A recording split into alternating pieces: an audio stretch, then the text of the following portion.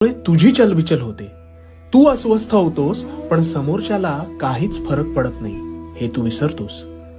चालताना दगडाने ठेच लागली म्हणून त्या दगडाला आपण दोष देत नाही ना.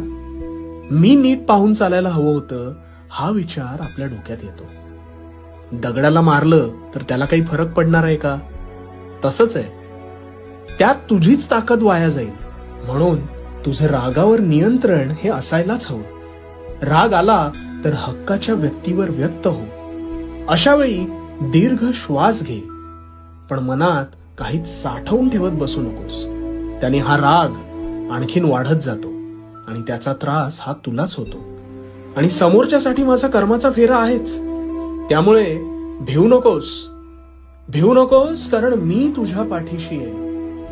भिवू नकोस, मी तुझ्या पाठीशी आहे.